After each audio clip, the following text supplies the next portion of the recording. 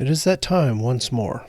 I've abused my brain for your entertainment, and so we might as well go through with the 6th episode of The Rings of Power, the flagship show of Amazon Prime, and their attempt at Lord of the Rings. As usual, this review will be full of spoilers, but by this point I doubt anyone cares if this show is spoiled. To start, let me say that I saw a bit of the recap, and it already had me tired of the dialogue. With that said, there is a surprisingly smart point or two in this spoiler review, so hold on to your hats for that little present. We start off with Adar, the not-orc, burying some seeds in the ground before giving a bad speech to his orcs. We later find out that this is a tradition of elves before they go into battle. For those who blessedly forgot who they were fighting, Arondir and the stupid humans from the village are still holed up in the Elven Tower. Anyway, Adar is promising the orcs their own homeland once they wipe out the humans in the tower. This sounds good to the orcs, and they march on the tower keep, which winds up being suspiciously wide open and seemingly vacant. Adar, smelling a big rotten fish, or more precisely an elf, tells the orcs to search the place. After them knocking around the place for a minute or two, Arondir pops up, shoots a couple of orcs, and then trips the clever Rube Goldbergian trap that keeps the orcs in the keep even as the tower collapses on them.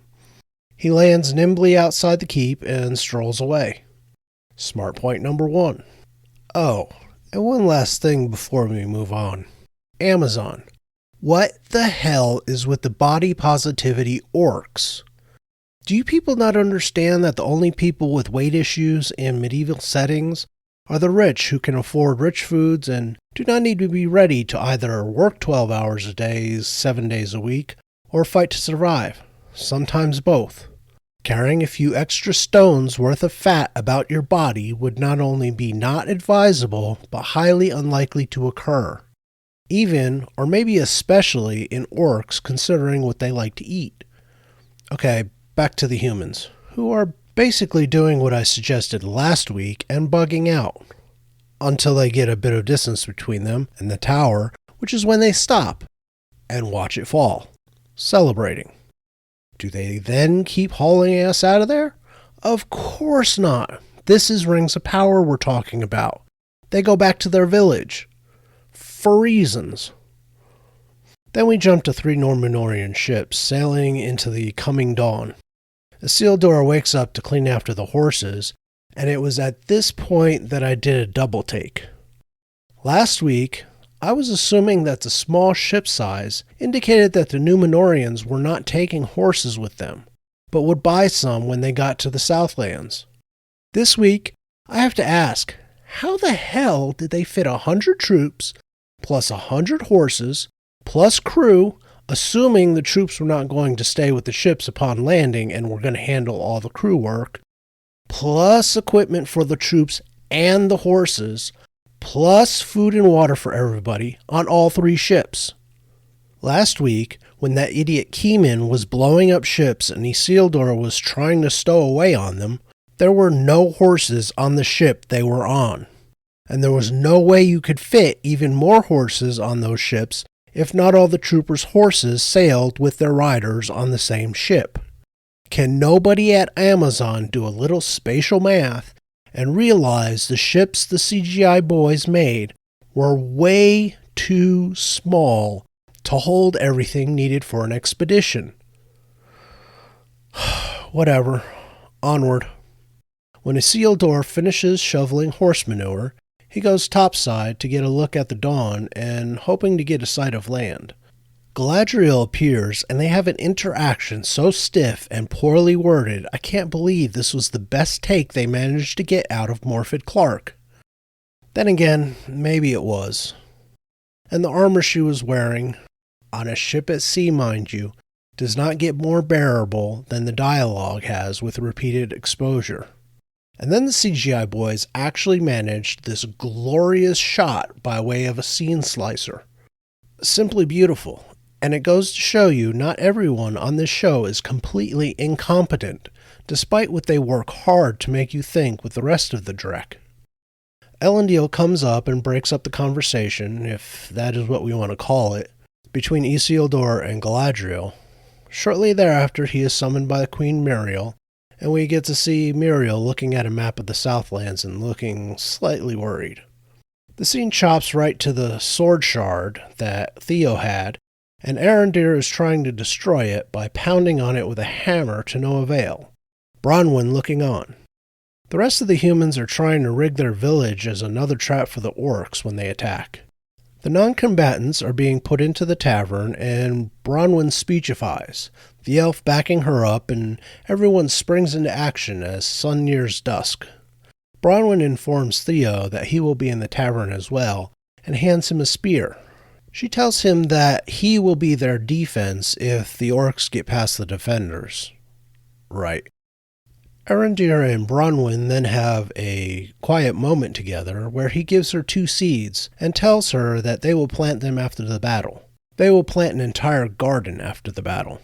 He then runs off to hide the sword shard, and I knew right then how the rest of the entire episode was going to go. I could have written it nearly perfectly, one minor surprise aside. They were so obvious as to where this was going. But let's move on as if I couldn't. Night falls, the village looks deserted, and all of the humans are hiding. Bronwyn is behind a wagon full of straw and oil with another woman, and I knew the other woman was toast even before things start. Their part of the quote-unquote plan was to light the wagon and push it to block the bridge into the village, after the orcs passed. Arondir is likewise with a dude who was also dead man walking. I also knew both of them would be falling off the roof of the tavern where they were stationed to shoot orcs with arrows. Theo is looking through a board placed across the window of the tavern. Then the shot goes up to Arondir and he sees the torches of the approaching enemy. And no, of course they were not all orcs, leaving Adar no reserve. We found out later they were mostly the idiots who followed Krusty McFarmer last episode. So the torch-carrying force arrives, all dressed like orcs ready for battle. Nothing happens as they walk into the village and they begin to search. One of the actual orcs is sent up the slight hill to the right of the bridge carrying an oh-so-helpful torch, because of course Bronwyn is having trouble lighting the tinder to set the wagon on fire. The 2 women attack the orc, and Madame Toast gets her throat slit before Bronwyn warrior princesses the crap out of the orc with a sickle as if it were a sword she was born holding. She lights the wagon and pushes it, by herself, to block the bridge while the rest of the village begins trying to kill the enemy force. Other fires are lit surrounding the enemy and keeping them packed in. Now, if you have a functioning brain, this is where you know that there will be a breakout by the orcs and faux orcs, and of course they head straight for the tavern with a log battering ram. The villagers do an all-out attack on them to try and stop it. Meanwhile, Arondir and Deadman Walking are shooting arrows trying to keep the battering ram away from the tavern. Deadman Walking gets killed by an orc archer, and Arondir gets a chain around his neck, both of them falling off the roof. Arondir kills the orc who yanked him off the roof, only to have another, bigger orc show up and kick his ass. It was at this point everyone should have already guessed how the next few minutes would go, if you didn't figure it out about a quarter of an hour ago. The orc has him bent over the well. Arondir stabbed him in the eye earlier in the fight, and in desperation grabs the broken spear shaft he used to stab the eye.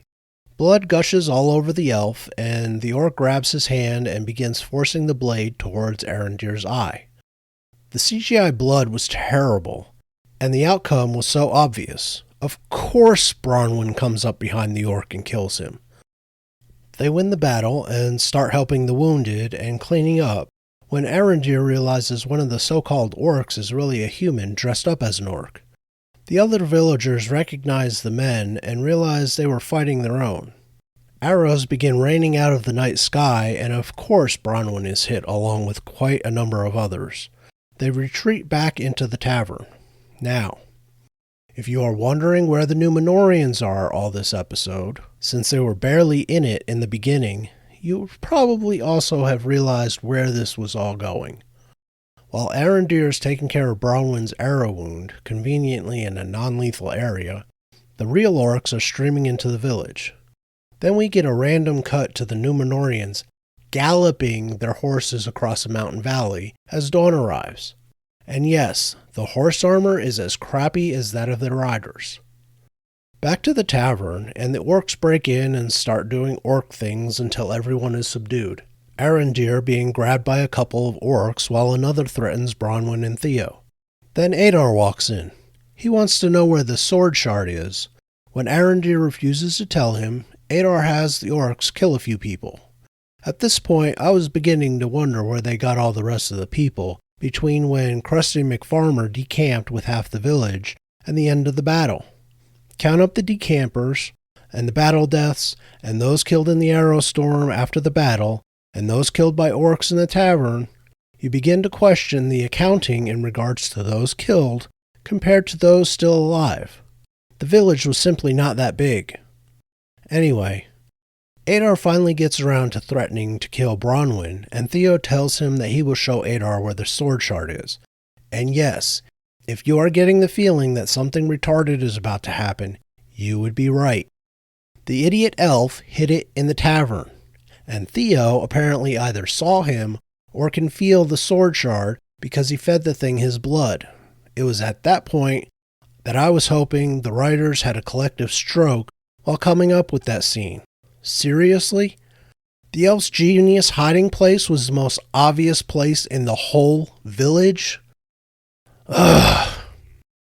Adar gets the shard out from under the stone Theo shows him, and he and the orcs look like they just discovered the wardrobe to Narnia. Sorry, wrong franchise. It's about then that what should have been obvious 20 minutes earlier occurs, and everyone feels the oncoming Numenorians. Adar begins to think he might be screwed. He goes outside and grabs Krusty McFarmer, handing him the shard and telling him he has a job for him. It is at this moment that the Numenorians arrive. The orcs guarding the humans in the tavern decide the humans have to die. Arondir breaks free and defends Bronwyn. Theo kills himself an orc, and then we cut back outside to the Numenorians hacking up orcs. Isildur's buddies are having a time of it. Dudebro is fine, but the other is about to have his face smashed when Dudebro kills the orc and it lands on top of him. Isildur, meanwhile, is cooling his heels as part of the guard watching over Muriel, as she watches the battle from a nearby hill. By the way, can anyone explain to me what the hell she had on her head? What was that? Never mind.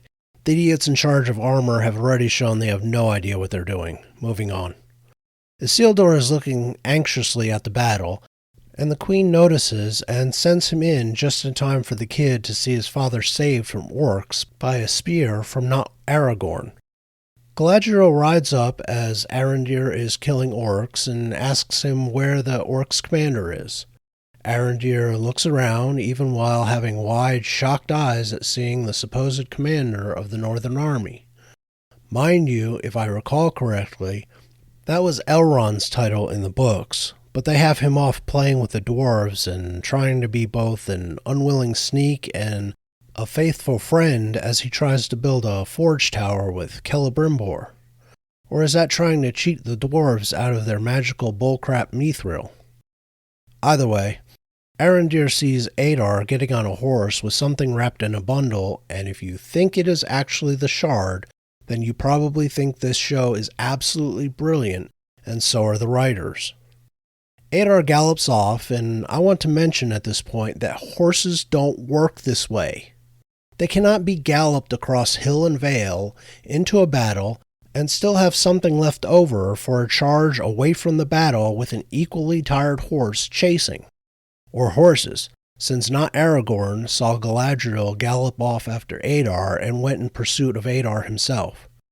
This whole chase scene is so badly shot, and the mismatched music and excessive slow motion does not help. While Adar concentrates on Galadriel, not Aragorn somehow gets ahead of both of them on his own should-be-tired horse. He uses his spear to trip Adar's horse and is about to kill Adar with it when Galadriel stops him after not Aragorn asked if Adar recognized him.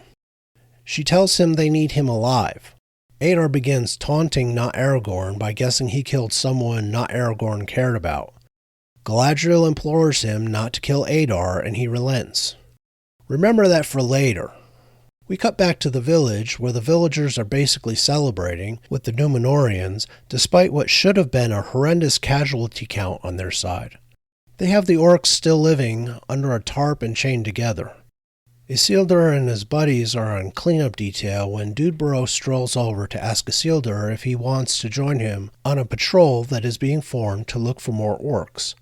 The other buddy tells them that he will be staying behind to help the villagers rebuild. He has seen enough of war. When Isildur asks when the patrol leaves, Dudeboro looks over at a nearby barn and says whenever she is done with him. Cut to inside the barn and we see Galadriel questioning Adar. She says that she has heard of elves Morgoth twisted into dark creatures, but she never saw one. Adar doesn't tell her much beyond what Galadriel knew. That when Morgoth was defeated, Sauron went up into the north to experiment on his own followers in the fort Galadriel found in the first episode. Then Adar starts taunting her, and she responds by telling him that she will dedicate her life to eliminating orcs, leaving him alive so she can come tell him she killed them all before killing him last. And this scene once again shows how seriously warped they have made Galadriel. This whole barn scene was idiotic.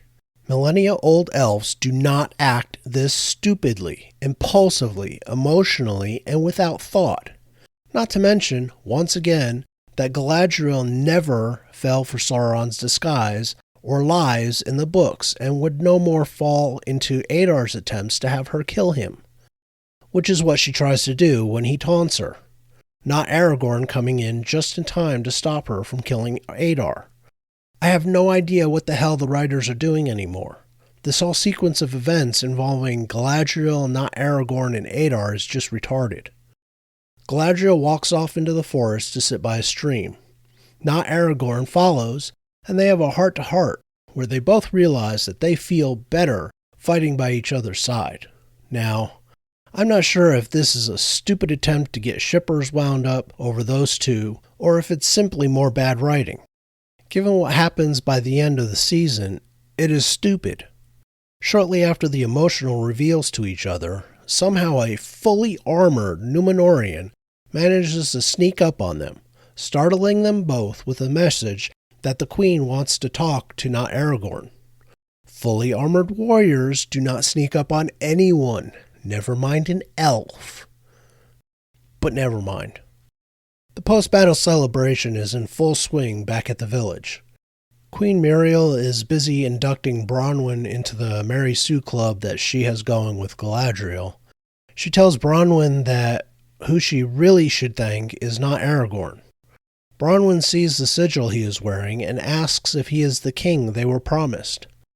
After a rather idiotic, pregnant pause, he tells her he is. The rest of the village hears this and starts celebrating even more, handing not Aragorn a flagon. Theo, however, is off by himself being a moody teenager. I know. Shocker. He tells Arondir that he still wants the shard because it gives him a sense of power. The stupid elf gives the shard to Theo and tells him to give it to the Númenóreans so they can dump it into the sea on their way home. Only after Arondir gets up and leaves does anyone on this stupid show think to unwrap the shard. How anyone who held it wrapped up before could have missed that it wasn't the shard but a hatchet is beyond me. The two would feel completely different. In weight, if nothing else. And that is when we cut back to Krusty McFarmer, arm bloody from feeding the shard to make it grow into a full sword. As he thrusts it into the stone back at the Elven Keep Tower, he twists the sword and there is a grinding sound. They show a stone in the dam that blocks up the river sliding inward, and the dam breaks. And here is when only the second clever thing that has happened in this show in 6 episodes occurs. The water shoots down the trench and tunnels the orcs were digging. The CGI is god-awful, but the concept is actually cleverly laid out over multiple episodes and paid off. Well done, hacks. The why of it is still a mystery, and I would not count on that being overly intelligent. If I had to guess, I would venture to speculate that either it is Mount Doom, or, and this is really the more likely, the writers saw a volcano in Peter Jackson's Lord of the Rings, and they wanted one in their show. The water hits the lava in the caldera, and the mountain explodes. Everyone in the village runs after staring at the volcano in horror. Everyone except Super Elf, of course, who is last seen staring into the face of a pyroclastic flow rushing at her and then engulfing her. And yes, that is where the stupid thing ends. Oh, I forgot to mention, Adar escaped sometime between the dam breaking and the volcano devastating the village. Now, there are only two explanations for how they get themselves out of all of the Númenórean characters besides Pharazôn and Keeman dying, all of the human characters dying, Galadriel and not Aragorn dying, all before the end of the first season, when we know a lot of them either live beyond the fall of Númenor or live all the way through the end of the Lord of the Rings trilogy. First, and laziest, is a dream of Galadriel's. If this is where they went with this one, everyone needs to be not only fired, but blacklisted from ever being within sniffing distance of a production claiming to be a creative endeavor. The second, and most likely because Super Elf, is that Galadriel actually uses magic to save herself, the quick but horrible death that would kill everyone in the village as a wave of hot gas, ash, and lava washed over the land. This is also lazy writing, but it would match the overwhelming awesomeness that is supposed to be Galadriel, Super Elf, that the writers have turned her into, and both would be completely terrible. I guess we will see next episode where the clowns Amazon have hired are taking us with this nonsense. One thing we can be grateful for is that there were no hobbits in this episode, and we were fairly limited in our exposure to Bitchface. Who knows what the next episode will bring. That is all I have for you this video. If you like what I do here, please hit the like button, subscribe to the channel, hit the notification bell so you're told when I upload new stuff, share the video, and comment down below to help me out with the YouTube algorithm. I will leave my social media and Patreon links in the description along with my new channel that focuses on history and other social science subjects. And I will see you in the next video.